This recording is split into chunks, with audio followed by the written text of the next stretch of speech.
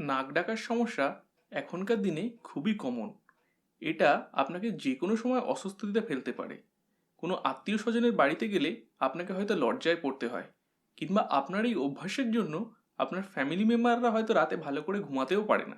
আপনি যদি এই সমস্যা থেকে মুক্তি পেতে চান, তাহলে এই ভিডিওটি পুরোটাই দেখুন। নমস্কার বন্ধুরা, আমি হলাম ডক্টর সন্দীপন কর্মকার। আর আমি আজ আপনাদের সঙ্গে আলোচনা করব মাত্র 7 দিনে কিভাবে আপনি আপনার নাক ডাকাকে বন্ধ করতে পারবেন।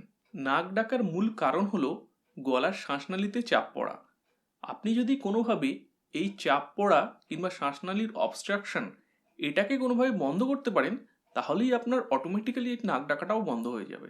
এই নাক ডাকার সমস্যা থেকে দুটি উপায় মুক্তি পাওয়া যেতে পারে। এক, কিছু লাইফস্টাইল বা জীবনযাপন পরিবর্তনের মাধ্যমে। দুই, সার্জারি করে। আমরা আজ এই দুটো বিষয়ই আলোচনা করে দেখব। লাইফস্টাইল চেঞ্জের মধ্যে প্রথম করণীয় হলো, যদি আপনার ওভারওয়েট হয়ে থাকে তাহলে আপনাকে ওয়েটকে কন্ট্রোল করতে হবে।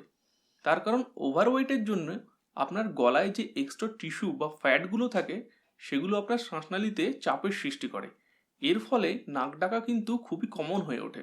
দ্বিতীয় যে চেঞ্জটি করতে হবে সেটি হলো, আপনি যদি আপনার পিঠে ভর দিয়ে শোয়ার অভ্যাস করে থাকেন, তাহলে এর ফলে যেটা হয়, আপনার জিভ আপনার গলার ভিতরের দিকে ঝুলে থাকে রাতে শোয়ার সময়।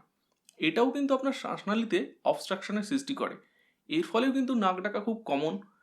এর জন্য আপনাকে করতে হবে হচ্ছে, আপনাকে বাঁ দিকে কিংবা ডান দিকে মানে কোনো পাশ ফিরে শুতে হবে।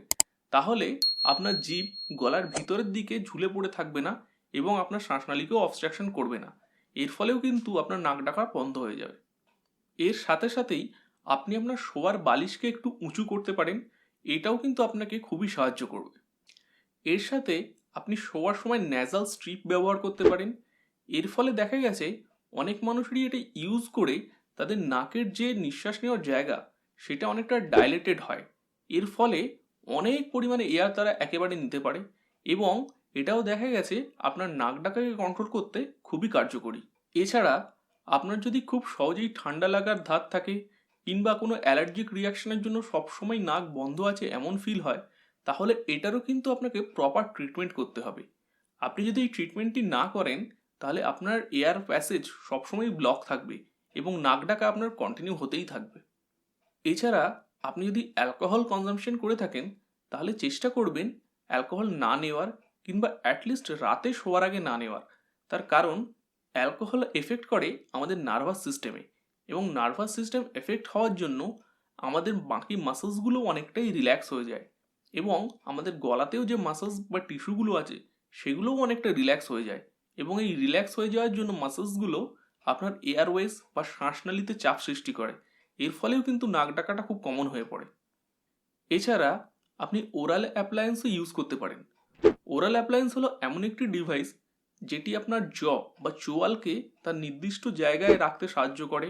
এছাড়া আপনার জিভ, সফট প্যালেট বা বাকি টিস্যু যেগুলো মুখের মধ্যে আছে সেগুলোকে প্রপার অ্যারেঞ্জমেন্ট করে রাখে। এর ফলে আপনার শ্বাসনালীতে কোনো চাপ পড়ে না এবং আপনার এয়ারওয়েজটা অনেকটাই বেশি ওপেন থাকে। এর ফলে আপনার নিঃশ্বাস প্রশ্বাসে যেমন সুবিধা হয়, তেমনই আপনার নাক ডাকার সমস্যাটাও কিন্তু বন্ধ হয়ে যায়। আমি এই ডিভাইসগুলির লিঙ্ক নিচে ডেসক্রিপশন এবং পিন কমেন্টে দিয়ে দেবো। আপনারা চাইলে সেখানে গিয়ে এগুলোকে দেখতে পারেন। এতক্ষণ আমরা আলোচনা করলাম লাইফস্টাইল চেঞ্জেস নিয়ে। এবার আমরা জেনে নেব সার্জিক্যাল কি উপায় আছে যার ফলে নাক ডাকাকে বন্ধ করা যেতে পারে।